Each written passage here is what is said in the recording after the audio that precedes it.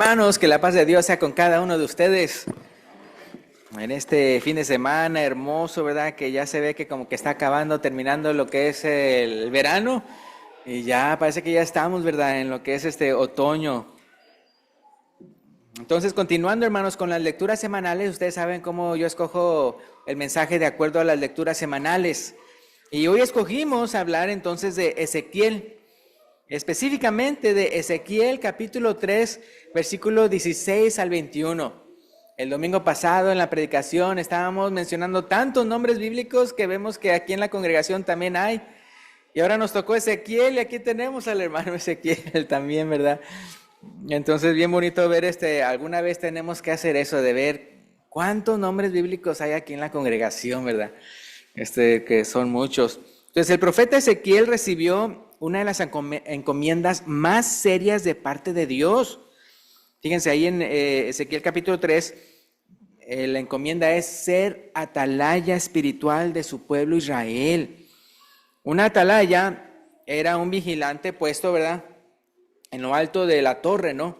O en lo alto de la muralla, ¿verdad? Si la ciudad está amurallada, para advertir, ¿verdad?, de cualquier peligro que se avecinara. Muy importante, ¿verdad? Su responsabilidad como atalaya él no era vencer al enemigo, sino advertir, ¿verdad? Advertir del peligro que venía para que toda la población se pudiera alistar, ¿verdad?, dentro de la muralla. Entonces, de la misma manera, Dios nos ha puesto como atalayas a nosotros, como atalayas espirituales. Nuestra misión es advertir al mundo y a quienes nos rodean del peligro del pecado y del juicio de Dios. Entonces uno puede ver, como en la mañana estábamos hablando de evangelismo y pues hoy en la predicación pues también tocó hablar de eso. En Ezequiel capítulo 3, como les decía, vamos a ver el primer punto. Ezequiel capítulo 3, comenzando con el versículo 16 y 17. 16 y 17. Entonces aquí como punto número 1 le puse el llamado de la atalaya, el llamado de la atalaya. Entonces Ezequiel capítulo 3, versículos 16 y 17 dice: y aconteció que al cabo de los 7 días vino a mí palabra de Jehová, diciendo: hijo de hombre, yo te he puesto por atalaya a la casa de Israel. Oirás pues tú la palabra de mi boca y los amonestarás de mi parte. Ahora, si se fijan, el atalaya no se elige a sí mismo, ¿sí se fijaron? El atalaya no se elige a sí mismo, es Dios quien lo elige. Ahora bien, ¿verdad? No vayan a pensar, bueno, entonces este mensaje no es para mí, porque como yo no me puedo escoger a mí mismo y pues el Señor no me ha escogido, ¿verdad? Entonces esto no es para mí. Entonces la pregunta es, ¿estás seguro? ¿Estás seguro que no te escogió esto Dios? Ya se nos olvidó lo que la cita dice de Mateo 28, 19, y de hacer discípulos a todas las naciones. O Marcos 16, 15, que dice: ir por todo el mundo y predicar el evangelio a toda criatura, ¿verdad? Entonces, si se fijan bien, no estamos hablando de la función aquí, ¿verdad?, de predicador, evangelista o misionero de tiempo completo, sino del llamado que Dios le hace a toda su iglesia en general, a toda su iglesia en general. ¿Cuál es nuestra identidad como iglesia y nuestro llamado según Primera de Pedro? Si pueden ir conmigo, porque ahí se ve y está hablando ahí a toda la iglesia, no nada más que a los apóstoles o a los ancianos, ¿verdad?, o diáconos o misioneros, ¿verdad?, o ministros de la palabra. En Primera de Pedro capítulo 2, versículo 9, aquí él está hablando a toda la iglesia en general. Primera de Pedro 2, 9, dice: mas vosotros sois linaje escogido, real sacerdocio, nación santa, pueblo adquirido por Dios, ¿verdad? Entonces fíjense, escogido, menciona que es santa. ¿Se acuerdan qué significa la palabra santo? Apartado, ¿verdad? Entonces hemos sido escogidos, hemos sido apartados y hemos sido adquiridos por Dios. ¿Para qué? ¿Para qué? Para que anunciéis las virtudes de aquel que os llamó de las tinieblas a su luz admirable. Ahí dice cuál es nuestra tarea, ¿verdad? Del real sacerdocio, nación santa, pueblo adquirido por Dios. Dice, para que anunciemos las virtudes, ¿verdad?, de Dios, ¿verdad?, de aquel que nos llamó de las tinieblas a su luz admirable, ¿verdad? Entonces sí, todos los cristianos hemos sido escogidos por Dios, ¿verdad?, para ser atalayas espirituales. Ahora, como ya leímos ahí, capítulo 3, versículo 17 de de Ezequiel, Ezequiel 3:17. Si se fijan, ahí también la autoridad del atalaya no está en su voz, o sea, no está en él, la autoridad no está en él, sino en la palabra que recibe de Dios, en la palabra que recibe de Dios. Y es algo que Pablo, por la que Pablo alabó a los tesalonicenses. Entonces vamos para allá. Primera de Tesalonicenses capítulo 2, versículo 13. Pablo alabó a los tesalonicenses ya que ellos reconocieron que lo que él predicaba no era de él, sino que era palabra de Dios. Fíjense, primera a los tesalonicenses capítulo 2, versículo 13. Primera a los tesalonicenses 2:13. Dice, por lo cual también nosotros, sin cesar, damos gracias a Dios, de que cuando recibisteis la palabra de Dios que oísteis de nosotros, la recibisteis no como palabras de hombres, sino según es en verdad la palabra de Dios, la cual actúa en vosotros los creyentes. Si se fijan, entonces él estaba alabando diciendo, wow, le damos gracias a Dios porque ustedes cuando escucharon la palabra que nosotros les transmitimos no lo pensaron, bueno, este es de Pablo, o este es de Bernabé o Silas o qué sé yo, sino de Dios, esto es de Dios. Y ahora si se fijan, ¿en quién actúa la palabra de Dios? ¿Sí se fijaron? Dice que oísteis en nosotros, no la recibisteis como palabra de hombres, sino según es en verdad la palabra de Dios, la cual, ¿qué dice? Actúa en vosotros los creyentes. Es muy importante, hermanos, cuando nosotros venimos aquí, que salgamos transformados siempre, vea, o cuando está en su casa y usted está leyendo la palabra de Dios, de que realmente eso lo aplique a su vida, que lo aplique a su vida. Que cuando usted está leyendo la palabra de Dios, no lo vea como un cuento, que bueno, yo he estado, mi vida es la vida real y esto es un cuento de hadas. No, sino que realmente le cambie la perspectiva de la vida y todo lo vea desde el punto de vista de Dios, ¿verdad? De Dios. Entonces le cambia su vida. Ahí dice, la cual actúa en vosotros los creyentes. Ahora, y así como los de Berea, ¿se acuerdan los de Berea que ellos comprobaron con las escrituras a ver si lo que Pablo decía era verdad? Así también nosotros tenemos que hacer. Entonces, cuando estamos escuchando la palabra de Dios de parte de alguien, bueno, hay que entonces comprobar con las escrituras a ver si es cierto o no. Entonces, bien importante es por eso que les digo a los hermanos siempre de que ustedes lean su Biblia, así van a saber si algo que alguien dice realmente es de Dios o no. Vayamos a ver el ejemplo de los de Berea. Eso está en Hechos 17:11. Hechos 17:11. Hechos 17:11. Dice, refiriéndose a ellos, a los de Berea, dice, y estos eran más nobles que los que estaban en Tesalónica. Ah, caray, uno diría, ¿cómo que más nobles que los que están en Tesalónica? Si ya Pablo, ya vimos en la carta a los tesalonicenses, dijeron, wow, qué bueno, ya que ustedes realmente recibieron la palabra de Dios. Bueno, es que aquí en Hechos 17:11 está hablando de la situación que acaba de suceder en Hechos 17:5, no voy a ir para allá, pero ahí en los viajes misioneros, obviamente sí hubo creyentes en Tesalónica, y es aquellos a quien alaba Pablo de que ustedes recibieron la palabra de Dios, no como mía, sino como de Dios. Pero aquí está hablando de los judíos incrédulos, es decir, de los que no creyeron en Pablo, sino que rehusaron escucharlo. Entonces dice que los de Berea eran más nobles, porque en vez de simplemente decir, no te quiero escuchar, o sea, en vez de ser así, dijeron, bueno, o sea, y claro, también lo persiguieron, es decir, hicieron una turba y todo contra Pablo. No, ellos dijeron, no, pues vamos a ver si lo que él está diciendo ¿es verdad o no? Entonces a eso se refiere. En comparación a los de Tesalónica que fueron incrédulos y no quisieron escuchar, no ser razonables, ellos sí. Entonces por eso dice que eran más nobles que los que estaban en Tesalónica. Pues recibieron la palabra con toda solicitud, escudriñando cada día las escrituras para ver si estas cosas, ya que decía Pablo, eran así. Entonces a eso se refiere, o sea, en vez de simplemente reaccionar y decir, no te quiero escuchar, o sea, luego taparse, vea, ok, vamos a ver si es cierto. Entonces nosotros también tenemos que ser así, siempre cuando alguien nos diga que está predicando de palabra de Dios, hasta de yo, o sea, de cualquiera, o sea, no de nada más de aquí allá afuera, sino de cualquier persona, usted siempre tiene que comprobarlo con la palabra de Dios, es bien importante, pero para eso sí tiene que leer las escrituras. Entonces, a final de cuentas, el punto número 1, la conclusión del punto número 1 es toda la iglesia hemos sido llamados y escogidos para ser atalayas espirituales. todos nosotros, ¿verdad? Ahora, número 2, la responsabilidad de la atalaya. Ok, ya sé que mi identidad es de atalaya, es de evangelizar a las personas acerca de las virtudes de aquel que nos llamó de las tinieblas a la luz admirable. Entonces, bueno, ¿cuál es la responsabilidad de la atalaya? Continuando ahí en Ezequiel 3, Ezequiel capítulo 3, ahora veamos el versículo 18 y 19. Versículo 18 y 19. Aquí vamos a ver no nada más el hecho de que tiene que presentar el mensaje, sino la gravedad de la responsabilidad de hacerlo, de cumplir uno como atalaya. Ezequiel 3, 18 y 19 dice Dios a él, cuando yo dijera al impío, de cierto morirás, y tú no le amonestares ni le hablares, para que el impío sea apercibido de su mal camino, a fin de que viva, el impío morirá por su maldad, pero su sangre demandaré de tu mano. Pero si tú amonestares al impío, y él no se convirtiere de su impiedad y de su mal camino, él morirá por su maldad, pero tú habrás librado, ¿qué dice?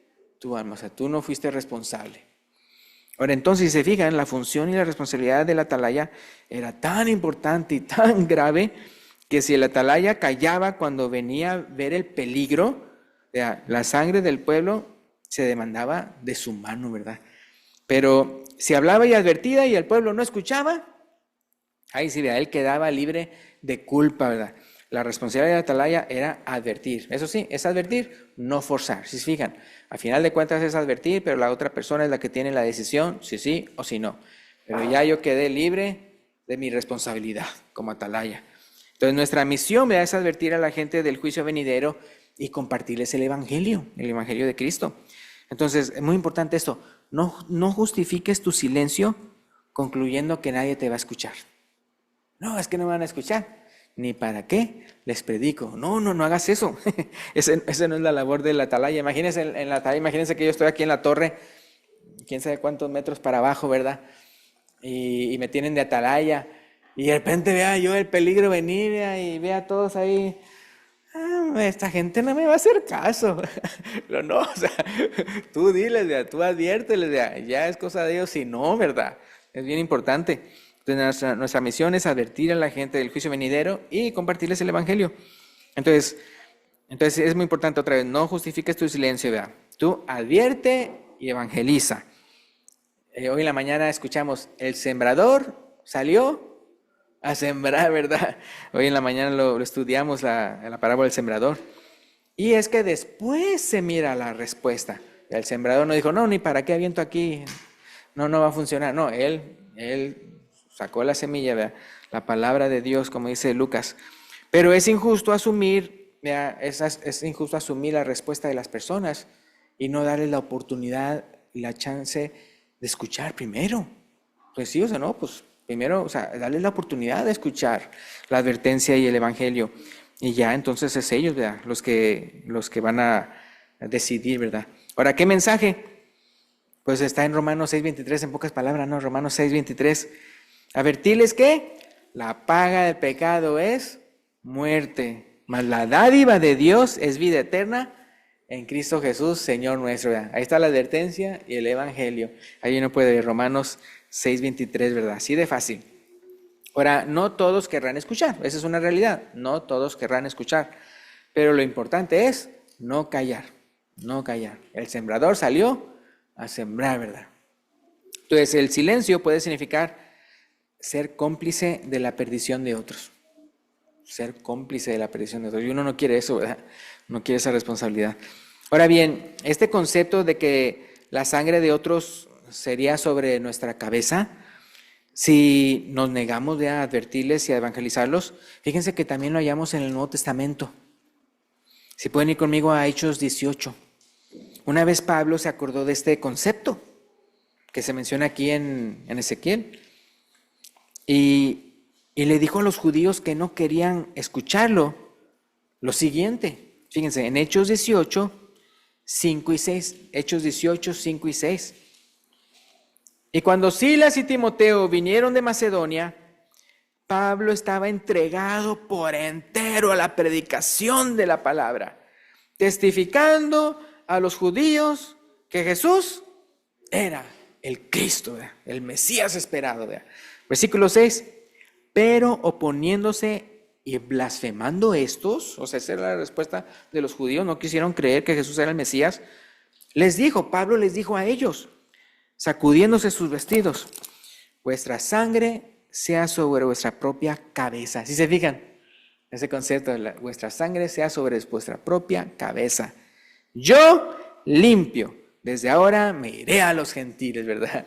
Entonces él utiliza ese concepto, sabía que él tenía que advertir, y si no advertía, sería sobre su cabeza su sangre, porque ya lo hice, está sobre su propia cabeza, ¿verdad? Entonces yo me voy a los gentiles, ¿verdad? Ahora vamos a ver el punto número 3. La advertencia, fíjense, esto es interesante, el punto número 3, la advertencia también es para los justos que se desvían. Sí, la advertencia no nada más es para los inconversos, sino también para los que sí han venido a Cristo, pero después como que quieren dejar a Dios. Fíjense, Ezequiel 3, 20, 21. Ezequiel 3, 20, 21. Dice, Ezequiel 3, 20, 21. Si el justo se apartare de su justicia e hiciere maldad y pusiera yo tropiezo delante de él morirá. Porque tú no le amonestaste, en su pecado morirá. Y sus justicias que había hecho, fíjense lo que dice ahí, no vendrán en memoria. Pero su sangre demandaré de tu mano. ¿Por qué? Porque no le dijo. Versículo 21. Pero si al justo amonestares para que no peque y no pecare, de cierto vivirá, porque fue amonestado, y tú habrás librado tu alma. Si se fijan, ¿verdad? Entonces, vean, no solo el inconverso necesita ser advertido, también el cristiano que se va alejando de Dios, ¿verdad? Entonces, ser atalaya, vea, es también confrontar el pecado, vea, dentro del pueblo de Dios, también es muy, muy importante, hermanos. No sea como unos dicen que a veces que la iglesia son como los soldados que en vez de ayudar al soldado lo andan ahí pisoteando, lo están matando también. Digo, no, bueno, el soldado caído, ¿qué se hace con el soldado caído? ¿Se le pisotea? No, se le levanta y a veces hasta se carga, ¿verdad? No sé si ustedes han visto los entrenamientos. Digo visto porque yo no he estado en ellos, ¿verdad? Pero los entrenamientos de los soldados, fuertes. Y hasta si hay soldados que son mujeres, tienen que tener que ser capaces del mismo peso. Entonces de cuenta que agarran a uno y oye así, y para hacer como practicar si hay que salvar al soldado caído, y agarrarlo y y no importa que si está grandote o chiquito el soldado, tiene que agarrar el mismo peso, porque pues si tu compañero, vea, cae, ¿verdad? Tú tienes que tener la posibilidad, la capacidad de cargarlo. Entonces, igualmente, hermanos, aquí entre nosotros también, ¿verdad? Que siempre nos ayudemos unos a otros, ¿verdad? A poder cumplir la carrera cristiana. Ok, entonces, ¿se fijan lo que dice Santiago 5, 19 y 20? Aplicando lo que acabamos de decir del punto número 3. Entonces, la advertencia también es para los justos, ¿verdad? Que se apartan. Santiago 5, 19 y 20. Dice, hermanos, si alguno de entre vosotros se ha extraviado de la verdad y alguno le hace volver, sepa que el que haga volver al pecador del error de su camino, salvará de muerte un alma y cubrirá multitud de pecados, ¿verdad? Entonces, bien importante, hermanos, que nosotros, ¿verdad?, pensemos así, siempre pensemos así. No nada más hablarle a los inconversos, ¿verdad?, para que ellos también crean y escuchen, ¿verdad?, y se bauticen, ¿verdad?, obedezcan, sino que también, ¿verdad?, que entre nosotros, ¿verdad?, si de repente nos estamos alejando, también, ¿verdad?, también decirles, ¿verdad?, no te alejes, ¿verdad?, ven, ¿no? O sea, y tal vez están pasando por una prueba grande y todo eso, ¿verdad?, pero entonces usted lo anima para que también vuelvan. Bueno, fíjense que en la iglesia entonces necesitamos una exhortación mutua. Dice que carguemos uno las cargas de otros y así cumplamos la ley de Cristo. Entonces pensemos, ¿verdad?, que lo que dice 1 Corintios 10, 12, porque a veces, ¿qué tal si somos nosotros los que nos estamos perdiendo? Hermano, imagínense, si usted es el que se está perdiendo, ¿no quisiera que otro hermano de la iglesia lo ayudara?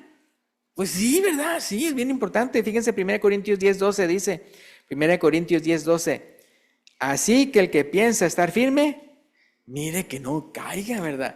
Entonces es bien importante, pero si es que llegara a caer, pues usted va a querer que un hermano en la iglesia de repente hable. Entonces por eso es muy importante, hermanos, que todos nosotros, no sé si usted ha visto que poquito a poquito a veces les doy un directorio a algunos hermanos, bueno, no yo, sino otro hermano se hace eso, pero es de que, porque están los teléfonos, ¿no? Entonces si de repente usted extraña a un hermano, ay, el hermano ya no lo he visto, ¿verdad? Háblele, ¿verdad? Textele, ¿verdad? En lo que sea, ¿verdad? Entonces sí, o sea, comuníquese. No, no sea de las personas de que, digo, lamentablemente hay predicadores que son así, que nada más de repente alguien faltó y luego están pensando, de seguro se fue a la playa, ¿verdad? De seguro se fue al fútbol. O, de seguro, o sea, no, o sea, hay que ver si la persona está bien, ¿verdad? Hay que ver, ¿verdad? Si está bien. Imagínese usted así juzgando así y el otro todo enfermo en el hospital. Entonces sí, me acuerdo cuando una vez así se le pasó a un hermano juzgó mal a otro y el otro hermano estaba en el hospital. No, hombre, o sea, no, lo que pasó, ¿verdad? Entonces sí, o sea, es muy importante, ¿verdad? Que sí, o sea, es como dicen, ¿verdad? Que nadie se preocupa de otros hasta que uno es el que está en esa dificultad, ¿verdad? Entonces sí agradece bastante, ¿verdad? El apoyo. Porque qué feo, hermanos, cuando alguien de repente ya no aparece y nadie le habla. Y ahora, esto sí he escuchado que sí, de personas de verdad. Alguien una vez te mencionó que alguien pudo salvar para Cristo, alguien que estaba, ¿cómo dicen? No, gangs, o sea, pandilla o eso, o sea, y entonces lo pudo salvar para Cristo. Pero después, pues él se fue, se alejó, y ya después pues, preguntaban por él, ¿verdad? Dice, no, es que yo pensaba que iba a ser como en la pandilla, que estamos ahí unos por otros. En la pandilla estamos ahí unidos. ¿Y dónde está el otro? ¿Por qué no vino? Y nos ayudamos y nos defendemos. Y aquí no. Aquí como cada quien por su propio lado. Nada más como que si esto fuera una película y es un auditorio donde ya cada quien viene, ve la película y se va. Y digo, no, somos una familia en Cristo, vean. Somos uno en Cristo. Entonces, si un miembro se duele, los demás miembros también se duelen con él, ¿verdad? Y si un miembro se goza, pues los demás miembros también se gozan con él. Entonces, bien importante. Entonces, ¿qué cosa, no? Eso sí pasó de verdad. Que uno que era de pandilla y luego se hizo cristiano y luego se alejó, era porque pensó, es que yo pensaba que en la iglesia iba a ser así, pero obviamente en justicia, en verdad y gracia y misericordia, y nada. Entonces, es por eso que es bien importante, todos nosotros somos responsables, todos nosotros, ¿ya? No vayan a pensar, bueno, es que eso le toca al hermano fulanito o a tal manito. No, usted es parte del cuerpo de Cristo, ¿verdad? Bien importante. No va a decir, no, imagínense, ¿cuántos de ustedes les ha dolido algo en el cuerpo? No, pues a cuántos no, ¿verdad? Pero imagínense que de repente algo le dio en el pie, ¿ya? En la noche, ¡pah! Se pegó el pie. Y que de repente una mano diga, no, eso le toca a la otra mano. O sea, acariciarlo o ponerle crema ahí contra el dolor o algo así. O no, o sea, todo el cuerpo se duele, ¿verdad? Entonces, bien importante, hermanos, que todos hagamos eso. Conclusión, el mensaje ahí de Ezequiel, capítulo 3, ¿verdad? Es un llamado a ser atalayas espirituales. Que todos seamos atalayas espirituales, atalayas de Dios. Entonces, acuérdense, la atalaya debe advertir y evangelizar. Advertir y evangelizar. Debe hablar conforme a la palabra de Dios, conforme a la palabra de Dios. No sus opiniones, sino basado en la palabra de Dios. Debe advertir tanto al impío como al justo. Al impío como al justo que se está desviando. Tu silencio puede costar vidas. ¿Y será qué? Tu culpa, ¿verdad? Si es que no le advertiste, si es que tú podías haberle advertido y no lo hiciste. Pero eso sí, tu obediencia al predicar puede salvar almas. Imagínense, o sea, ustedes, dice la Biblia que tenemos un tesoro en vasos de barro, ¿no? ¿Cuál es ese? El evangelio de la salvación. Imagínense, o sea, tenemos un tesoro tan grande que tenemos ese conocimiento de cómo ser salvos. Cómo ser salvos. Un conocimiento grandísimo. ¿Qué puede ser mejor conocimiento que ese? Nada. Nada es más valioso ese conocimiento de cómo ser salvos. Y usted lo tiene. Y es de compartir a los demás. Y otra vez, ya es respuesta de ellos, ¿verdad? Si quieren o no. Pero usted no se evite, ¿verdad? No se evite ese privilegio de decirle a otras personas, ¿verdad? El camino de Dios, ¿verdad? Y cómo el camino al pecado lo va a llevar a la muerte, lo va a llevar a la condenación. Pero hay una solución, Cristo, ¿verdad? Cristo, porque Él fue el que murió por nuestros pecados y por Él es que podemos ser salvos. Entonces, con esto terminamos. Entonces, aquí hay una persona, ¿verdad?, que el día de hoy dice, pues yo no estoy en Cristo, pero hoy quiero estar en Cristo, hoy quiero ser una nueva criatura en Cristo. Ahora que yo quiero ser parte, no de la pandilla, sino de la iglesia. Y sí, o sea, y por eso siempre cuando alguien se bautiza, y en la oración siempre incluimos, ¿verdad?, no nada más por el que se bautiza, sino que para que nosotros seamos, ¿qué? Buenos hermanos y hermanas en Cristo, ¿verdad?, para con Él. Bueno, con eso terminamos, y si hay una persona que quiere obedecer, puede hacerlo saber, ¿verdad?, cuando el hermano, ¿verdad?, que trae el himno de invitación, se lo indique. Gracias y Dios los bendiga.